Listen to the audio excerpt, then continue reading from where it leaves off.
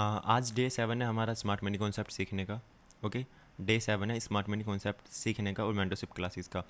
और देखो, आज हम सीखने वाले बॉस की लिक्विडिटी, चोक की लिक्विडिटी एंड इंड्यूसमेंट की लिक्विडिटी। ये सब लिक्विडिटी आपको सीखनी पड़ेगी। ये बेसिक लिक्विडिटी है, ठीक है। ये बेसिक है एकदम, जो कि आपको मैंने जो अभी तक लेक्चर सिखाए हैं या फिर जो भी कॉन्सेप्ट मैंने अभी आपको सिखाए हैं, है ना, उन सब में ही ये लिक्विडिटी आपको मिलेगी। इंटरनल एक्सटर्नल लिक्विडिटी क्या है क्या नहीं है वो भी मैं आपको आगे सिखाऊंगा, लेकिन पहले आपको बेसिक चीज़ें आनी चाहिए। हम ऐसे चल रहे हैं 1 2 3 और 4। ओके, अगर आपको अब स्ट्रक्चर मैपिंग में कोई भी डाउट नहीं है किसी को भी, तो आप क्या सीख सकते हो यहाँ पे? बोस की लिक्विडिटी, चोक की लिक्विडिटी, आईडीएम की लिक्विडिटी, है ना। ये क्या है कि आपका ये क्लियर होने के बाद फिर हम आगे बढ़ेंगे, आगे और पीवाइज देखेंगे, कैसे उस पर ट्रेड करना है वो भी हम देखेंगे, है ना। कैसे पता लगेगा सही है गलत है वो भी देखेंगे। ओके, चलो आज डे 7 है और हम सीख रहे हैं स्मार्ट मनी कॉन्सेप्ट। सबसे पहला जो कॉन्सेप्ट निकल के आएगा हमारे पास वो आएगा बोस की लिक्विडिटी। ठीक है, अब ये बोस की लिक्विडिटी कैसे होती है ना। मैं आपको अगर कोई स्ट्रक्चर मार्क करके दिखाऊँ, बना के दिखाऊँ यहाँ पे, तो वो स्ट्रक्चर कैसे दिखेगा आपको?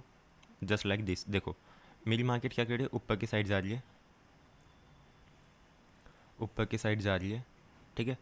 अभी यहाँ पे मार्केट ने क्या किया? आईडीएम कर दिया।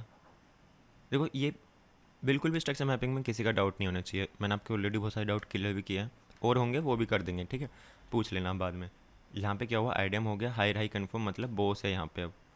अब अगर मेरी मार्केट वापस से यहाँ पे जाके और यहाँ पे एक ऐसी कैंडल क्लोजिंग करती है, इसके ऊपर बॉडी ना क्लोज करके इसके नीचे बॉडी क्लोजिंग करती है, लेकिन विक उसके ऊपर गई होती है। ओके, तो इसको हम क्या बोलते हैं? इसको ही हम बोलते हैं लिक्विडिटी स्वीपिंग। लिक्विडिटी, अरे यार ऊपर लिखना था, स्वीपिंग। यहाँ पे क्या हुआ है? ब्रेक ऑफ स्ट्रक्चर की जो लिक्विडिटी थी वो स्वीप हो गई। मतलब आप ऐसा समझ सकते हो, फॉर एग्जांपल, है ना, कि बस ऐसा समझने के लिए कि यहाँ पे अगर किसी ने सेल किया था, है ना, उसको यहाँ पे अपनी पोजीशन अच्छी खासी उसमें दिख रही होगी प्रॉफिट में, वापस से मार्केट आई, है ना। अब वही है, देखो, मैक्सिमम जो लोग हैं रिटेलर्स वगैरह या फिर ट्रेडर्स, वो क्या करते हैं, हमने जब एंट्री के बाद जब भी मार्केट अच्छी खासी ऊपर निकल जाती है, वो अपने स्टॉप लॉस को कोस्ट टू कोस्ट लगा देते हैं। अगर उन्होंने एंट्री यहाँ पे की है तो यहीं लगा देंगे, नहीं तो यहाँ पे एंट्री कर लिया तो यहाँ लगा देंगे, यहाँ पे एंट्री कर लिया तो यहाँ लगा देंगे, है ना। तो एक तरीके से आप ये समझ लो कि मार्केट वापस से सिर्फ और सिर्फ उनका स्टॉप लॉस लेने लिक्विडिटी को स्वीप करती है हाई की, ठीक है, क्योंकि यहाँ पे मैक्सिमम लोगों ने सेल किया होता है। अब यहाँ पे ऐसा भी हो सकता है यहाँ पे कोई पी हो, है ना, इस वजह से यहाँ पे ये सेलिंग आई है ना। या फिर यहाँ पे कोई स्ट्रॉन्ग रेजिस्टेंस बना हुआ हो। मतलब सबकी अपनी अपनी तरीके हैं ट्रेड करने के, आप सबको पता है। हम स्मार्ट मनी कॉन्सेप्ट सीख रहे हैं और हम स्मार्ट मनी कॉन्सेप्ट को ट्रेड करते हैं, तो हम अपने हिसाब से देखते हैं चीज़ों को। तो मुझे लगता है कि आपको ये समझ में आ रहा है कि जो बोस की लिक्विडिटी है वो ऐसे करके ऐसे स्वीप होती है, उसका स्ट्रक्चर कुछ ऐसे दिखता है, फिर उसके बाद मार्केट डाउन साइड निकल जाती है। अब कहाँ तक निकल जाती है? अब एक वो आता है निकल के कि कहाँ तक निकल जाती है। देखो, अब ये कोई नहीं बता सकता कि मार्केट कहाँ तक गिरने वाली है, ठीक है, या फिर कहाँ तक ऊपर जाने वाली है, ये कोई नहीं बता सकता, कोई भी नहीं। ओके, लेकिन हम एविडेंस के तौर पे या फिर हम अपनी एनालिसिस के हिसाब से मार्केट में एक एरिया मार्क कर सकते हैं कि हाँ, मार्केट यहाँ से लेके यहाँ तक आ सकती है, इस एरिया तक, या फिर यहाँ से फिर यहाँ तक आ सकती है। वो किस तरीके से हो सकता है? हमारे पास एविडेंस है कुछ, या फिर हमारी एनालिसिस है, और हमारा एक्सपीरियंस भी इसके साथ है ना। तो हम यहाँ पे ट्रेड करते हैं नियरेस्ट जो भी लिक्विडिटी होती है, प्लस में जो बायस होते हैं अपने, जैसे कि यहाँ पे अगर कोई स्विंग बना हुआ है तो हम पहले ये वाली स्विंग की लिक्विडिटी हंट करेंगे। देन अगर ऐसा हुआ कि यहाँ पे प्रीवियस डे हाई है, ये प्रीवियस डे हाई है, प्लस में ये नेक्स्ट डे का हाई है, और नेक्स्ट डे ने क्या किया है? प्रीवियस डे हाई स्वीप किया, देन मार्केट नीचे की तरफ जा रही है ना। तो उस टाइम पे जब आप बायस सीखोगे तो आप समझ पाओगे वो सब चीज़ें, है ना। जब मैं आपको बायस सिखाऊंगा तो आपको अच्छे से समझ में आएगा कि मार्केट अगर मेरी यहाँ से जा रही है नीचे, तो वो एटलीस्ट कहाँ तक जा सकती है। ऐसा कंफर्म नहीं कहते कि 100% यहाँ तक ही आएगी, लेकिन वो जा कहाँ तक सकते हैं ये आप निकाल सकते हो, और आपकी एक्यूरेसी 80% अबव होगी हमेशा, है ना, क्योंकि आपने बहुत सारी चीज़ों को ध्यान में रखा है, बहुत सारी चीज़ों को सीखा है ऑलरेडी, तब आपको वो सब इतना सब कुछ समझ में आ रहा है ना। चलो अब थोड़ा सा इसको थ्योरेटिकल समझने की कोशिश करते हैं, पीडीएफ को पढ़ने की कोशिश करते हैं कि हाँ, यहाँ पे हो क्या रहा है। मतलब होता क्या है आखिरकार बोस की जब लिक्विडिटी स्वीप होती है, तो कैसे हम उसको चार्ट पे भी देखते हैं वो भी देखेंगे, ठीक है। सबसे पहले मैं इसको थोड़ा सा नीचे कर देते हैं, चलो। सबसे पहले हम देखेंगे बोस की लिक्विडिटी। मैंने अभी आपको थोड़ा सा एग्जांपल दिया, बताया, समझाने की कोशिश की।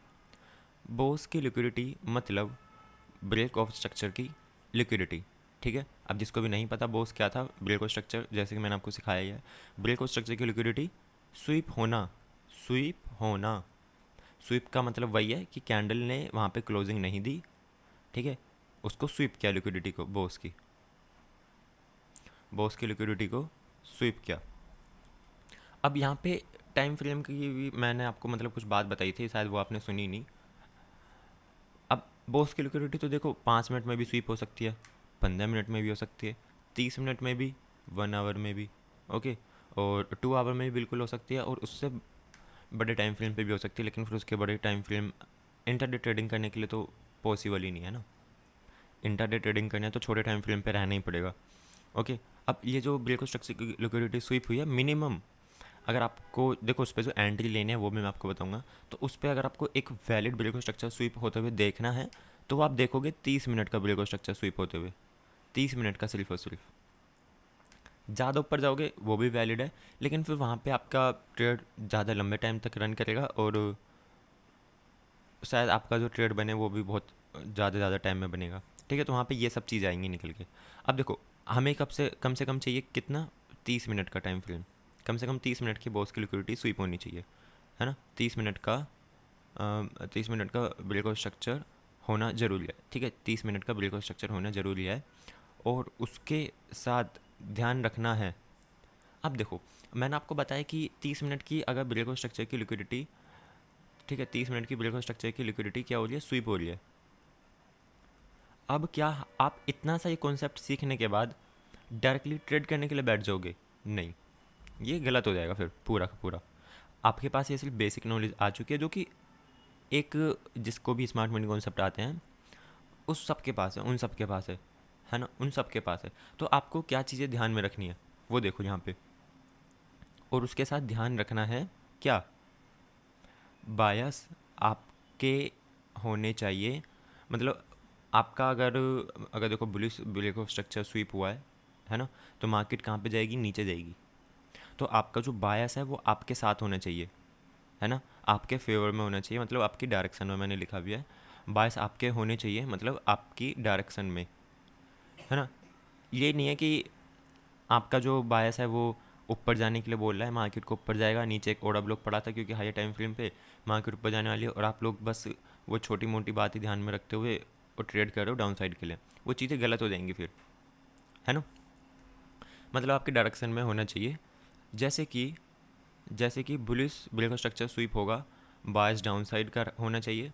जैसे कि देखो मैंने माना एक ये मेरे लिए ब्रेक ऑफ स्ट्रक्चर है, ठीक है, मैंने माना कि मेरे लिए एक कैंडल है जो कि ऐसे क्लोज हुई और यहाँ पे ब्रेक ऑफ स्ट्रक्चर स्वीप हुआ, तो मेरी जो बायस होनी चाहिए वो डाउन साइड के लिए होनी चाहिए, ठीक है। सेकंड पे हमने क्या देखते हैं कि और अगर बीलिश ब्रेक ऑफ स्ट्रक्चर स्वीप हो रहा है तो बायस अप साइड होना चाहिए। जैसे कि अब देखो ब्रेक ऑफ स्ट्रक्चर आपको पता है बीलिश वाला तो नीचे ही होगा, है ना। अब यहाँ पे अगर ब्रेक ऑफ स्ट्रक्चर स्वीप हो रहा है ऐसे करके, तो मेरे जो बायस हैं वो अप साइड के होने चाहिए। ऐसा ना हो कि आप ऐसा उल्टा देख लो दोनों चीज़ों को, कि आपके बायस डाउन साइड है तो आप बाइंग करने की सोच लो, आपके बायस डाउन साइड है ना, तो आप वहाँ पे भी बाइंग करने की सोच लो, या फिर आपके जो बायस है डाउन साइड, क्या कह रहा हूँ, देखो अगर आपके बायस अप साइड है तो आप वहाँ पे सेल करने की सोच लो तो गलत हो जाओगे। अगर आपके बायस डाउन इधर की साइड भी डाउन साइड है, ठीक है, और आप वहाँ पे बाय करने की सोच लो तो फिर आप गलत हो जाओगे, ठीक है। समझ में आया आप सभी को? और इसके आगे देखते हैं क्या सीन है। इसके साथ इसके साथ एंट्री बनाने के लिए मैंने आपको थोड़ा सा एंट्री का मॉड्यूल भी बता दिया है। ये देखो ऐसा है कि अगर आपके बायस आपके साथ हैं तो ये 100% वर्क करने वाला है, 100 नहीं बोलेंगे तो 95% ये वर्क करने वाला है। अगर आपके साथ आपके क्या है बायस, सिर्फ और सिर्फ बायस आपके साथ है तो ये 95% आपके लिए वर्क करेगा डायरेक्टली, ओके। अगर नहीं है आपके साथ बायस तो वेट करो, दूसरी चीज़ों पर ट्रेड करने की कोशिश करो, इन सब मतलब इसको स्किप कर दो उस टाइम पे, क्योंकि आपकी बायस आपके साथ नहीं है ना। अब देखो इसके साथ क्या है, और इसके साथ एंट्री बनने के लिए डायरेक्ट एंट्री कैंडल क्लोजिंग पर करनी पड़ेगी, और टारगेट ऑलवेज नियरेस्ट लिक्विडिटी रखनी है, और वो सब जब बायस डिसाइड करना आ जाएगा तो सीख जाओगे। अब इस वाली लाइन का यहाँ पे बहुत बड़ा काम है, इसी का यहाँ पे बस काम है सार का सारा ट्रेडिंग में। अब देखो यहाँ पे अगर मेरे पास एक ब्रेकआउट स्ट्रक्चर है ऐसे करके ऐसे, ठीक है, यहाँ पे एक ये मेरे पास लिक्विडिटीज़ की स्वीप हो रही है, ओके। तो आपको कहाँ पे एंट्री बनानी है इसमें, आपको एंट्री का बनानी है जैसे ही कैंडल क्लोज होगी आप यहाँ पे अपना ट्रेड रख दोगे। इसके हाई पे स्टॉप लॉस, इसके हाई पे स्टॉप लॉस रखना चाहो थोड़ा बफर दे दो, नहीं तो इसके हाई पे स्टॉप लॉस रखोगे, मार्केट वापस जाके वापस डाउन साइड आ जाएगी अगर आपके बायस आपके साथ हैं तो, ठीक है। ऐसे करके आपको यहाँ पे कुछ एंट्री लेनी है जो कि मैं अभी आपको एक एग्जांपल में बताऊंगा, ठीक है। टारगेट आपको क्या रखना पड़ेगा, नियरेस्ट लिक्विडिटी, ठीक है। और आपको कैसे पता लगेगा कि बड़े टारगेट क्या होने वाले हैं, है ना। और देखो मैं आपको मैक्सिमम टाइम अगर बताऊंगा तो कभी भी ना बड़े बड़े टारगेट के लिए वेट मत करना। आप अगर आपको 1:3 या फिर 1:4 अगर मिल रहा है ना तो उसको इनफ मानना और कोशिश करना कि ठीक है ये मेरे लिए इनफ है इतना, क्योंकि लोग तो 1:1 तक नहीं निकाल पाते हैं। आप लोग 1:4 अगर निकाल के अपनी 70% या 80% एक्यूरेसी के साथ ट्रेड कर रहे हो ना तो आपसे ज़्यादा सक्सेसफुल कोई भी नहीं है पूरी लाइफ में फिर, ठीक है। स्टॉक मार्केट में कोई सक्सेसफुल नहीं है फिर अगर आप लोग 1:3 या 1:4 का रिस्क रिवॉर्ड रख के सिर्फ और सिर्फ 1:3 या 1:4 में 70-80% एक्यूरेसी, मैं मानता हूँ कि 70% निकालोगे आप लोग। आप 10 ट्रेड करोगे उसमें से 7 ही प्रॉफिट आएंगे, ठीक है। तब भी आपके पास एक अच्छा खासा प्रॉफिट रेशो होगा, अच्छा खासा। तो ये मत सोचना कि आपको तो बस 1:10 पे ही ट्रेड करना है, नहीं तो नहीं करूँगा। मैक्सिमम टाइम क्या होता है, जब आपके टारगेट बड़े होते हैं तो मार्केट को रिवर्स करने के लिए एक जगह मिल जाती है, और उस टाइम पे अगर कोई पी निकली वहाँ पे बीच में, जिसको हम अपना एनिमी भी बोल सकते हैं, अपोजिट साइड की जो पी होती हैं, अगर वो टकराई वहाँ से और मार्केट में कोई न्यूज़ हुई या फिर आपको आपका बायस अलग साइड हुआ, आपने नहीं दिया ध्यान, है ना, तो क्या होगा, आपका 1:10 अगर आपको 1:8 दे रहा होगा, आप तो बैठे होगे कि 1:10 आएगा तब बुक करूँगा, वो 1:1 पे भी आपका कट नहीं होगा और एसल जाएगा उसमें आपका, ठीक है, अगर आपने नहीं लगाया होगा कोस्ट टू कोस्ट तो, ओके। अब देखो थोड़े से बड़े टारगेट आप रख सकते हो, लेकिन तब जब आप बिल्कुल बायस पे एकदम कन्फर्म हो और आपको एकदम से इस पर ना प्रैक्टिस और एक्सपीरियंस दोनों चीज़ें होनी चाहिए, प्रैक्टिस और एक्सपीरियंस दोनों चीज़ें होनी चाहिए बायस को डिसाइड करने के लिए। आप 2 दिन की मार्केट को सोल्व करके ये नहीं कह सकते कि मेरे को तो अब बायस निकालना आ चुका है, क्योंकि हर दिन मार्केट नहीं बनती है ना, हर दिन मार्केट नहीं बनती है। अभी अगर मैं आपको सिखा दूंगा तो मैं आज का बायस सिखा दूंगा, ज़्यादा ज़्यादा मार्क आज की जब कैंडल क्लोजिंग हो जाएगी तो मैं आपको कल का बायस सिखा दूंगा, है ना। लेकिन अब अगर मैं आपसे बोलूँगा कि एक हफ्ते के बाद का मुझे कोई बायस बताओ भाई, एक हफ्ते के बाद का बायस बताओ, वन डे टाइम फ्रेम की बात कर रहे हैं हम यहाँ पे, वन डे टाइम फ्रेम की बात कर रहे हैं, ऐसा नहीं है कि मैं आपको वीक टाइम फ्रेम पे लेके जाने के लिए बोल रहा हूँ। वो भी पॉसिबल है कि हम वीक टाइम फ्रेम का टारगेट बायस निकाल सकते हैं, ठीक है। लेकिन अगर आप वीक टाइम फ्रेम पे जाओगे तो वहाँ पे रेंज भी तो बड़ी हो जाएगी ना काफ़ी, उसके बीच में कितनी सारी पी निकल के आ जाएंगी आप खुद जानते हो। तो ये आपको कोई नहीं बताएगा कि एक महीने बाद डे का या फिर एक हफ्ते बाद डे का बायस क्या होने वाला है, लेकिन आप क्या पता लगा सकते हो कि आज का बायस क्या है, टुडे और प्लस टुमारो, इसके बीच में जब तक आप रहोगे नहीं कोशिश करोगे इससे ऊपर जाने की, आप एकदम सेफ रहोगे और बढ़िया तरीके से आप स्टॉक मार्केट ट्रेड करने वाले हो। आप वीक का भी बायस निकालोगे नो डाउट, ऐसा नहीं है कि वीक का नहीं निकालोगे, ऐसे ट्रेड करोगे डायरेक्टली, है ना। लेकिन आप रियलिटी सारी चीज़ें देखोगे, रियलिटी में वीक का निकालोगे, मंथ का तो एक दो बार देख लिया, महीने में काफ़ी है, लेकिन डे का तो आपको डेली देखना पड़ेगा, ठीक है, मंथ से वीक, वीक से डे। अब देखो ये बायस वाला जो कॉन्सेप्ट है ये चलने वाला है 2-3 दिन अच्छे से, तो मैं आपको उसमें सिखाऊंगा बहुत अच्छी बहुत सारी चीज़ें, और उसी में मैं आपको बताऊंगा अपने जो मेरी ट्रेड करने की जो मतलब जो मेरी एनालिसिस करने की या फिर ट्रेड करने की जो एक कैपेबिलिटी है या फिर एक मेरी स्ट्रैटेजी है, वो सब मैं आपको बताऊंगा तभी जब मैं आपको बायस सिखा चुका हूँ।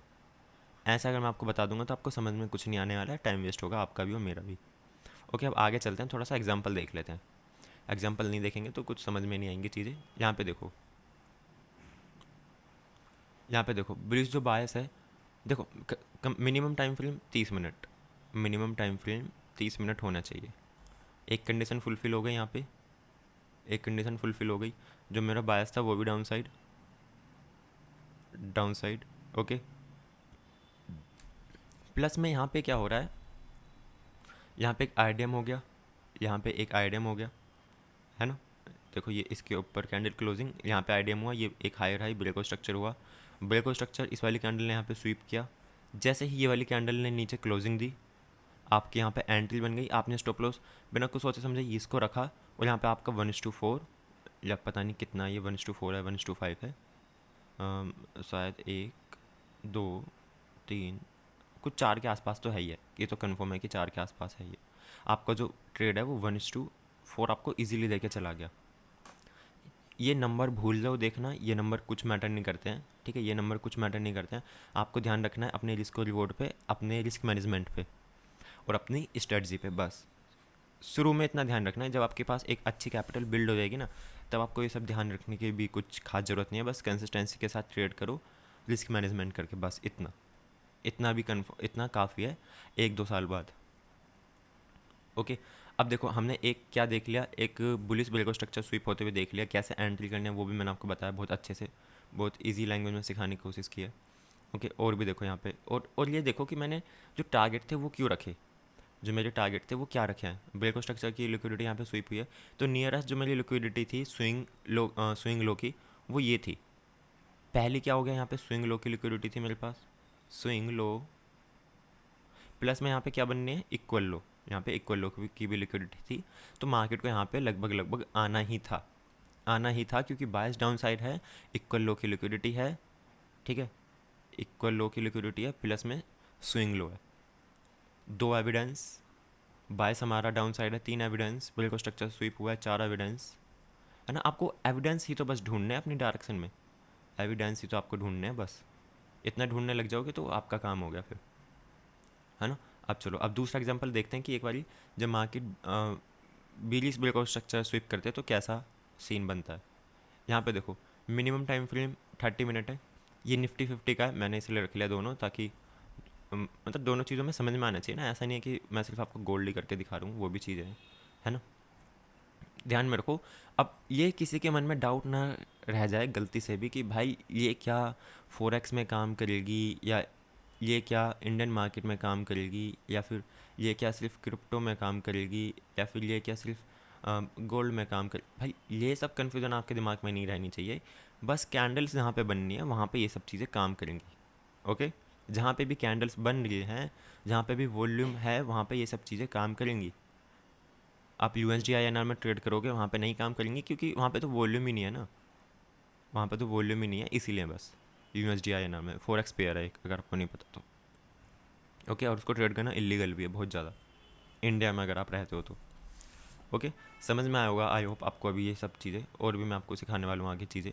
देखो अब यहाँ पे क्या हुआ है, बिल्कुल स्ट्रक्चर बिली साइड का स्वीप हुआ है। देखो बिल्कुल बिल्कुल स्वीप हुआ है बिल्कुल स्ट्रक्चर बिली साइड का, क्यों बिल्कुल स्वीप हुआ है। और ये लास्ट की मार्केट है, अभी कल परसों की मार्केट है ये, जब लास्ट टाइम पे मार्केट खुली थी, मंडे को या फिर फ्राइडे की मार्केट है कुछ, है ना। यहाँ पे क्या हुआ, बिल्कुल स्ट्रक्चर स्वीप हुआ 30 मिनट का, डायरेक्टली आपने कैंडल क्लोजिंग हुई, आपने ट्रेड लगाया, आपने स्टॉप लॉस लगाया कैंडल लो का। आपके लिए जो टारगेट था सबसे पहले एक ये स्विंग हाई, ठीक है, स्विंग हाई प्लस में डे का जो बायस है वही है, ठीक है। ये जो डे हाई है ये अपना बायस है, क्योंकि यहाँ पे लिक्विडिटी प्रीवियस डे की लो की लिक्विडिटी स्वीप होकर मार्केट ने ऊपर कैंडल क्लोजिंग दी है, देन इसीलिए आपका जो टारगेट रहा वो प्रीवियस डे के हाई की लिक्विडिटी रहा। अब ये नहीं आएंगी चीज़ें समझ में, आ जाएंगी जब बायस सिखाऊंगा जब आ जाएंगी। ओके, यहाँ पे आप देखोगे इसको फुलफिल किया है मार्केट ने एकदम, ठीक है। यहाँ पे देखोगे रिस्क रिवॉर्ड तो यहाँ पे कम से कम मैं कह रहा हूँ कि 1:, शायद 20 प्लस बनना है। क्यों, तो आपके जो रिस्क रिवॉर्ड है वो ऐसा कभी सेम नहीं रह सकते कि आपने बस 1:3 पर ट्रेड करना है, नहीं। आपको कभी कभी 1:10 भी मिल जाएगा, आपको कभी कभी 1:3 से नीचे तो मत ही जाना, कभी भी 1:3 भी मिल जाएगा, या फिर 1:2 आपको 5 भी मिल जाएगा, या फिर 1:2 आपको 8 भी मिल जाएगा। नो मैटर कि ये सब आपको मिल जाएंगे, नो मैटर। आपको ध्यान में ये रखना है कि आपके पास एविडेंस जब भी जितने ज़्यादा होंगे, आपको बिना सोचे समझे उस ट्रेड में एंटर करना है बिना डरे, ठीक है। मार्केट को प्रॉफिट देना है वो मार्केट के हाथ में है, लॉस देना है वो मार्केट के हाथ में है। आपके हाथ में एंटर करना अपनी स्ट्रेटजी को देखते हुए, प्लस अपने बायस को देखते हुए, प्लस अपनी जो एनालिसिस है उसको देखते हुए, ओके, और अपने रिस्क रिवॉर्ड को देखते हुए। बस लास्ट में बहुत सारी इजी चीज़ें बताऊंगा, बस उन बातों का ध्यान रखोगे इजीली। मतलब ऐसा है कि दिन में एक ट्रेड ना बने तो 2 दिन में तो एक ट्रेड बन जाएगा, और आप उस पर ट्रेड करके आराम से अच्छा जो है रिस्क रिवॉर्ड को फॉलो कर सकते हो। है ना। पैसा तो आपके हाथ में, आप कैसे बनाते हो कैसे नहीं, ठीक है। अब दूसरे नंबर पे हम सीखने वाले हैं चोक की लिक्विडिटी। चोक की लिक्विडिटी, ये भी बहुत काम की चीज़ है भाई, ये भी बहुत काम की चीज़ है। ये भी आपको मल्टीपल टाइम फ्रेम्स पे देखने के लिए मिलेगी, 5 मिनट पे, 15 मिनट पे, 30 मिनट पे, प्लस में 1 आवर पे, प्लस में 2, मतलब सारी टाइम फ्रेम पे खैर देखने के लिए मिलेगी आपको, ऐसा तो कुछ है नहीं कि किसी पे नहीं मिलेगी। जितने भी टाइम फ्रेम है ट्रेडिंग व्यू की वेबसाइट पे सब पे। लेकिन अब मतलब क्या बनता है वहाँ पे मतलब क्या बनता है इनको ट्रेड करने का, कि आपके पास मिनिमम मिनिमम क्या 30 मिनट पे चेंज ऑफ कैरेक्टर की लिक्विडिटी स्वीप होनी चाहिए। देखो ये सेम टू सेम वही है जो मैंने अभी आपको ब्रेक स्ट्रक्चर सिखाया, सेम टू सेम वही है। बस ये क्या है कि यहाँ पे चेंज ऑफ कैरेक्टर की लिक्विडिटी स्वीप हो रही है। मतलब पहले क्या था, हायर हाई जिसको हम बॉस बोलते हैं उसकी स्वीप हो रही थी लिक्विडिटी, है ना। अब क्या हो रहा है यहाँ पे higher low, plus higher low भी होता है, देखो आपको पता है चेंज ऑफ कैरेक्टर, प्लस में लोअर हाई भी होता है ना। इसको हम क्या बोलते हैं, चोक। और यहाँ पे ये स्वीप हो रहा है, तो बस यहाँ पे ये स्वीप हो रहा है। यहाँ पे भी सेम कंडीशन है कि यहाँ पे ऐसे मार्केट जा रही है, ये आपके लिए चोक पॉइंट है ना। यहाँ पे क्या किया मार्केट ने, एक कैंडल की ऐसे क्लोजिंग कर दी और स्वीप किया उसको बस, फिर उसके बाद मार्केट डाउन साइड। ये भी सेम टू सेम वैसे ही है। इसकी थोड़ी सी थ्योरेटिकल हम बातें पढ़ते हैं क्योंकि प्रैक्टिकली तो मैंने आपको अच्छे से समझा दिया है, ठीक है। और थोड़ा सा चार्ट पे भी देख लेंगे, ठीक है। देखो सबसे पहले उसको पढ़ने की कोशिश करते हैं, क्या मैं आपको कहना चाहता हूँ यहाँ पे। चोक लिक्विडिटी स्वीप होना मतलब चेंज ऑफ कैरेक्टर की लिक्विडिटी स्वीप होने के जैसा है, मतलब स्वीप होने जैसा नहीं है, स्वीप होना है, ठीक है। वहाँ पर चेंज ऑफ कैरेक्टर की लिक्विडिटी वहाँ पर स्वीप हुई है, ठीक है। जो चेंज ऑफ कैरेक्टर है वहाँ पर उसकी लिक्विडिटी स्वीप हुई है, ओके। तो अब मार्केट आगे बुलिश चोक स्वीप किया है, तो देखो अब जो बुलिश चोक है वो कैसे होगा, वो तो ऊपर की साइड ही होगा ना, कि जब मेरी मार्केट यहाँ से यहाँ पे निकलेगी, इसके ऊपर जाएगी, इसके ऊपर कैंडल क्लोजिंग करेगी, तो जो मेरी मार्केट है वो बुलिश हो जाएगी, फिर ऐसे करके ऐसे ऊपर जाएगी। अगर ये स्वीप हो जाएगा तो मेरी मार्केट को कहाँ जाना है, फिर नीचे की साइड।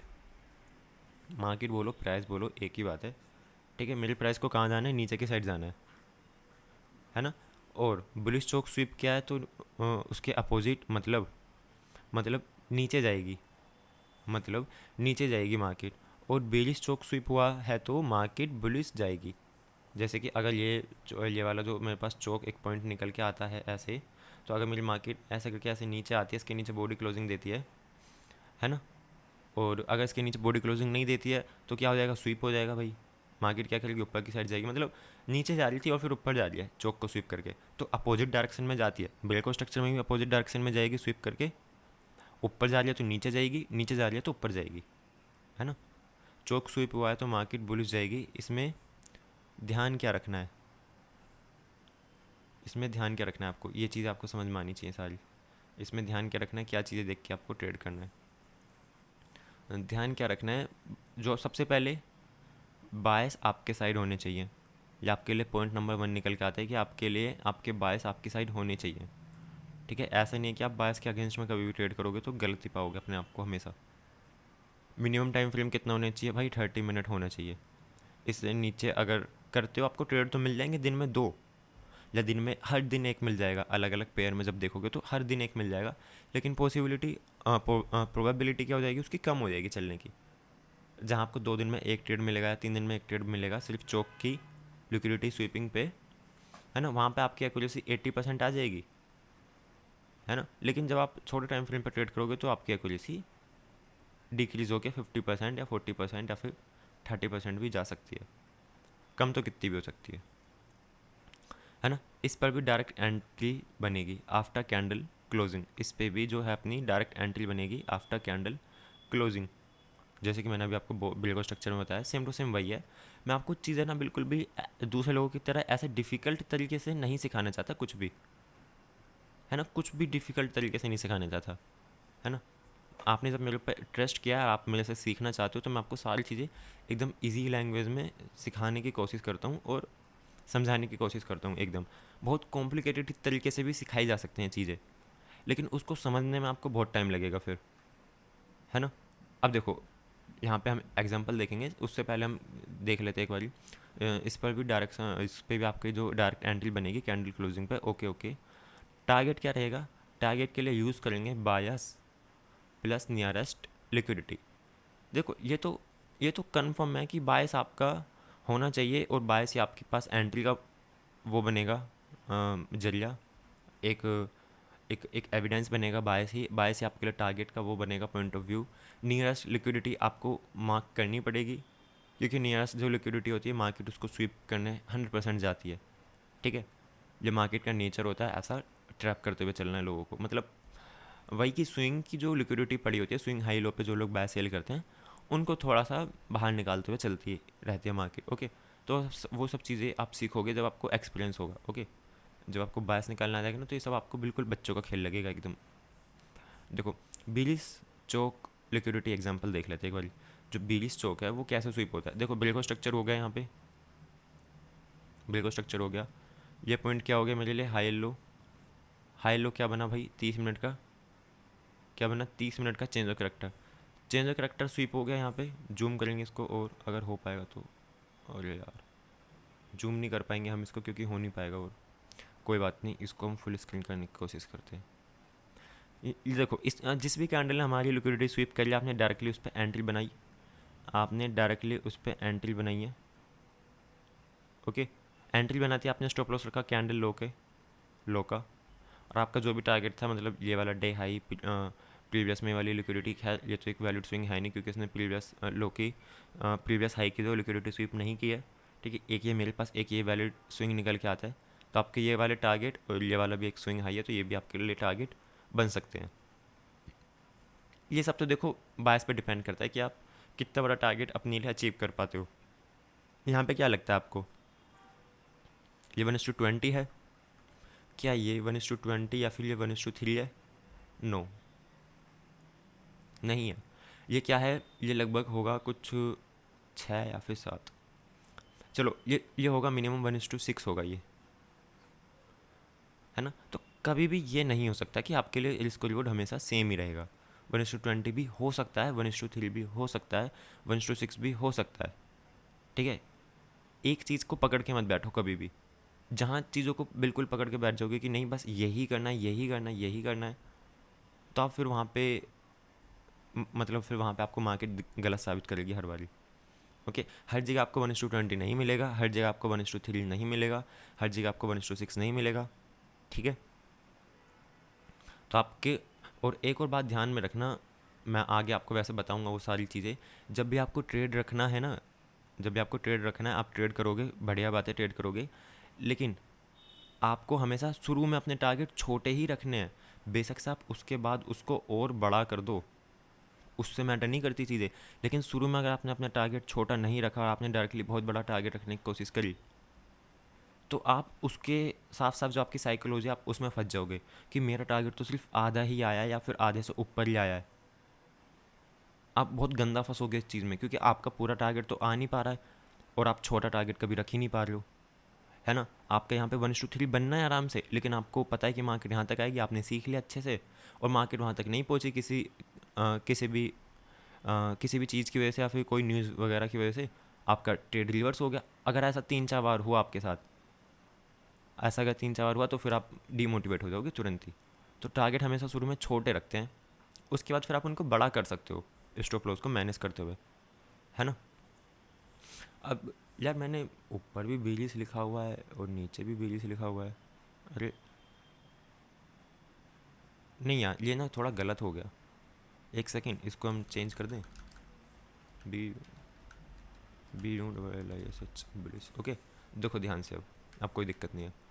यहाँ पे क्या हो रहा है? बुलिश चौक स्वीप हो रहा है। यहाँ पे क्या हो रहा है? बुलिश चौक स्वीप हो रहा है। देखो, ये हम गोल्ड में है, ये हम, अब बोलोगे भाई आपने 15 मिनट का टाइम फ्रेम लिया हुआ है, या मैंने बहुत ढूंढने की कोशिश करी, मिला ही नहीं। 30 मिनट पे बिल्कुल स्ट्रक्चर स्वीप होते हुए आसपास का, sorry change of character sweep होते हुए आसपास में नहीं मिला मुझे, इसलिए मैंने 15 मिनट में ले लिया एग्जाम्पल आपको सिखाने के लिए। अब ऐसा तो है नहीं कि 15 मिनट में ऐसी कैंडल बननी है, तो क्या 30 मिनट में ऐसी कैंडल नहीं बनेंगी? बनेंगी तो कैंडल ही ना। बस ये समझाने के लिए मैंने आपको ले लिया कि हाँ भाई ऐसा आपको करना है। ठीक है, तो समझने की कोशिश करो, बस मेरी बात समझाने की कोशिश की गई है। ओके, देखो ध्यान से, जो मेरा चेंज ऑफ करेक्टर है 30 मिनट का, वो यहाँ पे क्या हो रहा है, स्वीप हो रहा है डायरेक्टली। सबसे पहले कैसे मुझे पता लगा, यहाँ पे मेरे पास एक आइडियम हुआ मेरे लिए लोअर लो, लोअर लो के बाद हाईएस्ट पॉइंट क्या हो गया, लोअर हाई। लोअर हाई क्या बनता है, चौक बनता है। 30 मिनट समझ लो टाइम फ्रेम, 30 मिनट का टाइम फ्रेम है। 30 मिनट की जो लिक्विडिटी है चेंज ऑफ करेक्टर की स्वीप हुई, आपने डायरेक्टली एंट्री कर दी, आपने डायरेक्टली एंट्री कर दी, आग बंद करके आपने देखा बायस आपका डाउन साइड है, क्योंकि बायस से जो आप सुबह में ट्रेड करने बैठोगे या फिर आपको जब भी टाइम मिलेगा दिन में, आपको वैसा तो मैं ये बोलूँगा कि दिन में सुबह ही देख ले करो बायस वगैरह डेली का, है ना। और दिन में भी बीच बीच में देखते रहा करो, क्योंकि ऐसा नहीं है कि आपको एक ही बारी में सब कुछ समझ में आ जाएगा, नहीं। क्या पता आपने जब सुबह एनालिसिस किया हो, आपको एफवीजी एक बनी हो वहाँ पे, लेकिन वो आपको नज़र ना आ रही हो। जो आपने दोबारा से देखा 2-4 घंटे बाद, तो आपको वहाँ पे एक एफवीजी नज़र आई जहाँ से कि मार्केट रिवर्स कर सकती है ना। तो वो सब चीज़ें आपको ध्यान में रखनी पड़ेंगी, एक मतलब एकदम से ध्यान में रखते हुए ट्रेडिंग करनी है। ऐसे नहीं कर सकते कि आप एकदम बस एक बार जो चीज़ें देख ली फिर उसके ऊपर बस अंधा भरोसा करके कर रहे हो, है ना। यहाँ पे सेम टू सेम वही चीज़ हो रही है, कैंडल क्लोजिंग पे एंट्री हो रही है आपकी, स्टॉप लॉस क्या लगता है ये बहुत बड़ा स्टॉप लॉस है। अरे जब स्टॉप लॉस बड़ा बनना है तो आप क्या करोगे, अपनी क्वांटिटी को, आप क्या करोगे, क्वांटिटी को अपनी डिक्रीज करोगे, उनको कम करोगे।